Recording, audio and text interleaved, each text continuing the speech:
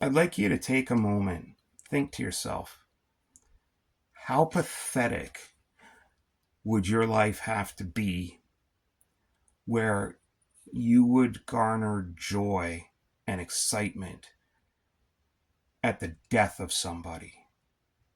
Not just the death, the tragic murder of a fellow human being, a person who was beloved by millions, who was a father, who was a husband to two beautiful little children, and who was gunned down for no reason, murdered, slaughtered in front of millions. How pathetic would you have to be to run to your social media platforms and write all kinds of horrible, horrible, vitriolic statements about how you hated this person and how you were so glad that they have been taken? Well, unfortunately, there's no shortage of folks that fit that bill. They are that pathetic and they are that deluded that they think what they're doing is groundbreaking. They think that they're being edgy. They think that they're being clever.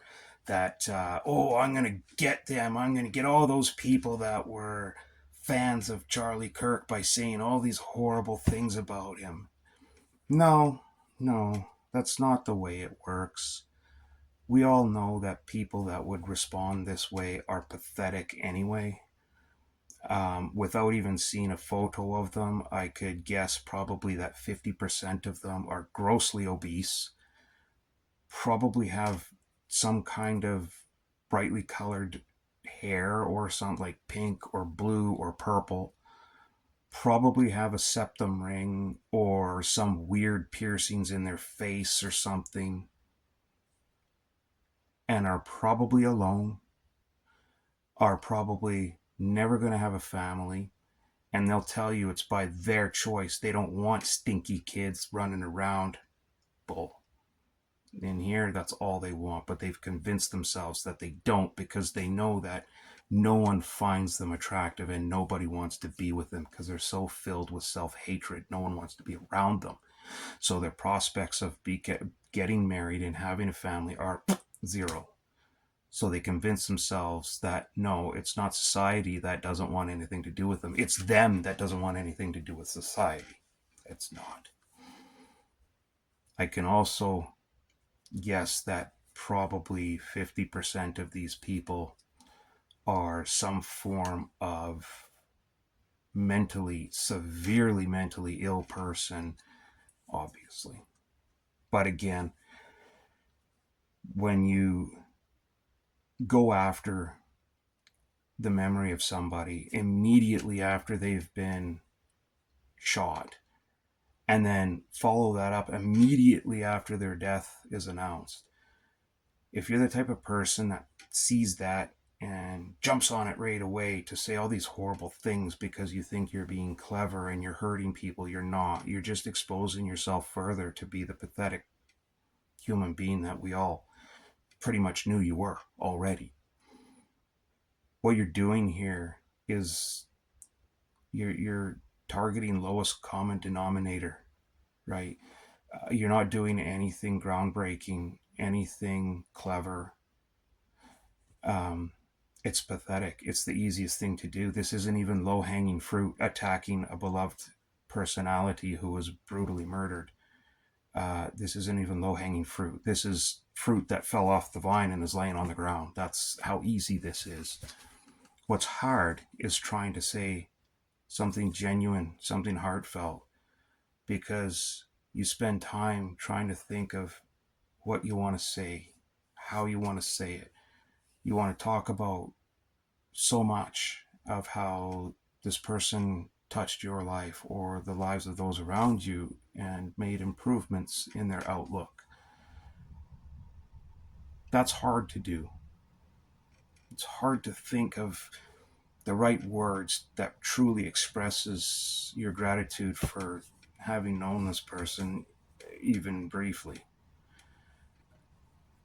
Saying horrible, horrible, mean things about someone just because you disagree with them, that's easy to do. And you're not being rebellious. And you're not, oh, I'll show them. You're not showing anybody anything other than how pathetic your life really is. You're showing us by projecting hatred toward and on to somebody like Charlie Kirk. You're showing us how much of that hatred it's all on you. You hate yourself and what you've become, so you see others that are successful and have everything that you've ever wanted in life, and they have it. And you look at them and you go, why do they have it? Why them? Why not me? You see them, you don't see all the work they put in over the years, over the decades, behind the scenes to get to where they are. All you see is the result, and you're like, why them? Why not me? And so you hate them. You go, why do people care? All this guy does is sit in a chair and talk to people. Prove me wrong, he says. I could do that. So why him? Why not me? Because all you do is sit around and question, why him? Why not me? You don't ever take action. You don't even take care of yourself. That's why you're a fat slob. So if you can't even take care of yourself, how can you be seen as being responsible enough or caring enough to take care of someone else? Nobody wants to be around people like that. And so they become further and further isolated to the point where the only ones they can find comfort in is other pathetic losers just like them, whose friends and family have also distanced themselves from. Right? And so you just get this ever-growing crew of fat, lazy, mentally ill, hate-filled morons. And whenever they see someone else's success, all they can do is tear it down. And when they see someone successful stumble and fall, all they can do is sit there and ridicule them. And when they see someone, God forbid, murdered, all they can do is sit there and celebrate because they have nothing else.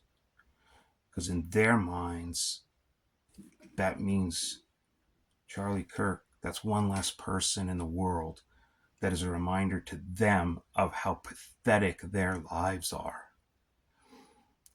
It's one less person as a constant reminder to them of how they wasted their entire precious gift of life.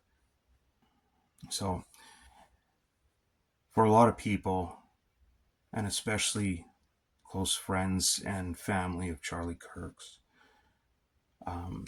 I feel incredibly saddened that y'all have to endure this kind of vitriolic hate at any time, but especially now, after having just lost such a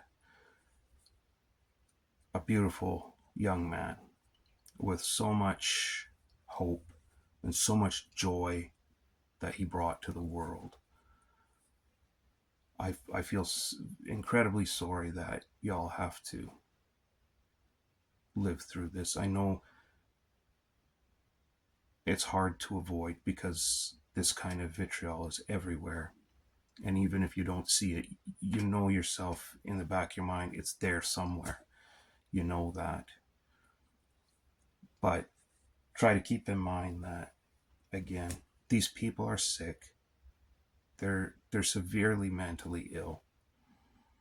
And it's when you peel it all away, when you take everything piece by piece by piece, and it's not, I'm not doing bird hands, I'm like peeling pieces off of peeling pieces.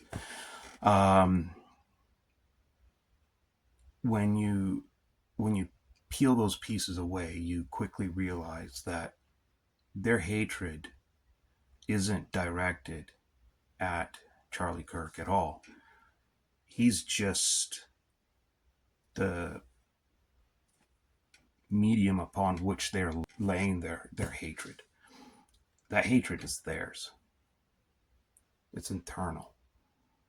And they're just using Charlie Kirk to project it onto him. So they're pathetic. Pay no attention. If you do happen to come across some of these posts, know that it just shows how pathetic these people really are. How sad their lives are. These are people that will never accomplish anything significant in their lives ever. They'll never change another person's lives for the better. Another person's life. They will never do anything positive in their community. They will never be remembered or known for anything positive in their life. They will die. They will die alone, with no family, with no children, nobody. They'll have no one in their life. They will die alone. They will be miserable their entire life. They will hate everything and everybody, but only because they hate themselves so much. Just like how you can't truly love someone else until you love yourself, until you figure out a way to love yourself. It's the same with this. You can't truly hate someone until you hate yourself so much first. So it works both ways. And so just, for anybody that reads these posts and gets a little bummed or discouraged or upset, just remember these people are fucking pathetic. That's all they are. They're just fucking pathetic.